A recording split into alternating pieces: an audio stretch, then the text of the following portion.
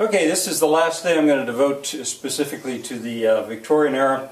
Let me start by mentioning Village Blacksmith. This is a Longfellow's poem, not as famous, but a favorite of mine because I'm building a blacksmith shop out here. It starts under the spreading chestnut tree, the village smithy stands.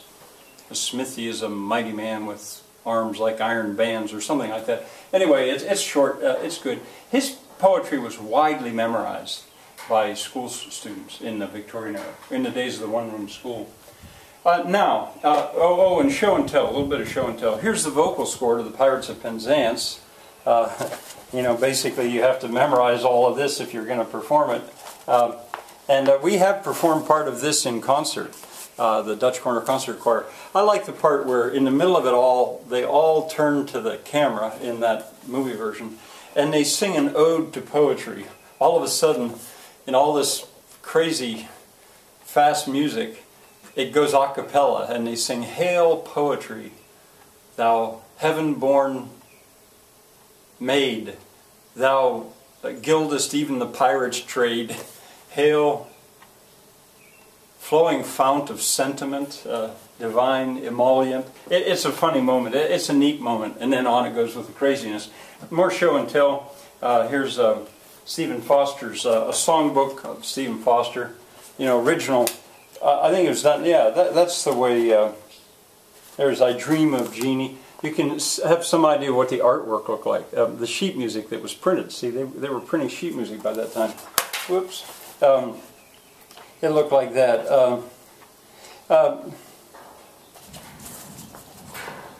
Sounds like thunder. So anyway, that's show and tell.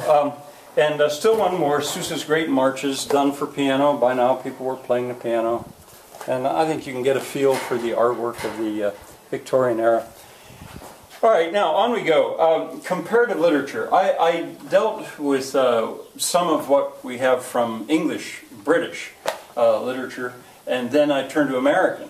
Well, it wasn't only in English that great things were being produced. And if I'd done the notes right, I would have set this as a separate tab. Comparative literature means literature in some other language besides your own. And I'm going to take up some literature that came to us, first of all, from French. Oh, and another thing. I almost forgot to say this. As I taught this, there came a point in the year where I stopped writing on the board. And the kids, they were thrown because they were just copying this stuff down. But I said, part of what I try to do is teach you how to take notes. And ultimately, you're not going to have other teachers that write everything out for you like this. I did it for my whole career because I realized that 8th graders couldn't spell a lot of these words, and I was going to have to stop and tell them, well, how do you spell Monte Cristo? And I realized it's just easier to write it out. But I did stop sometimes, and this wouldn't be a good time to stop because some of these words are hard. But, I taught them about tabbing. All right, Victor Hugo. Originally wrote in French. He wrote novels, huge novels. The Hunchback of Notre Dame, or Notre Dame, is probably his most famous. Done into a reasonably good animated version, I feel, although I never saw it all. Les Miserables, which was then done, made into an opera, Les Mis. I've got a bee flying around the front of that camera. You may think aliens have attacked. All right, those two. You see, these are so classic that a lot of people don't even realize that they weren't originally written in English. We read them in translation. Alexander Dumas, there's a joke about, he also wrote in French. There's a joke about his name. I think I might have mentioned this before. If you ever see Shawshank Redemption, they use this joke. If you mispronounce his name, you come up with dumbass. And one of the convicts says, "Hey, look, here's a book written by a guy named Dumbass." Well, it's Dumas, silent S. Anyway, The Three Musketeers, Count of Monte Cristo, The Man in the Iron Mask, and other ones as well, just to name a few. Jules Verne, French. He first wrote in French. He's sometimes called the father of science fiction.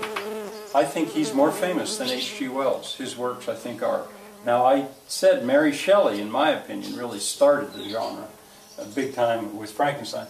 But anyway, 20,000 Leagues Under the Sea. Here we go. In these classics illustrated, there's the comic book version of 20,000 Leagues Under the Sea with Captain Nemo, and the Nautilus is the name of the submarine. Around the World in 80 Days, about a race, to see if that could be done. This is a long one. I never read that whole thing. This is a hard read. For me it was. Around the World in 80 Days is much shorter. It's so clever the way they have this 80-day race come down right to the second, running through the streets of London.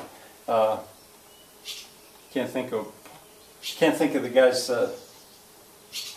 I can't think of the main characters' names right now. I didn't get myself ready.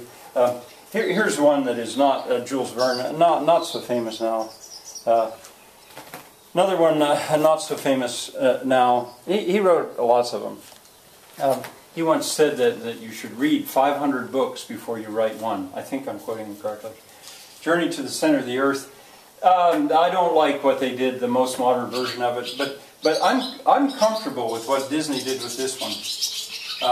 Not Mysterious Island. Mysterious Island, for a while, was my favorite book. If somebody said to me when I was about 16, what's your favorite book? I would have said Mysterious Island. Loved it. It's in the same genre as Swiss Family Robinson, Robinson Crusoe, on a desert island, but the difference is there was a guy who was an engineer, and he was able to make that world quite wonderful. All right, I have at least one more video. I think one more video today.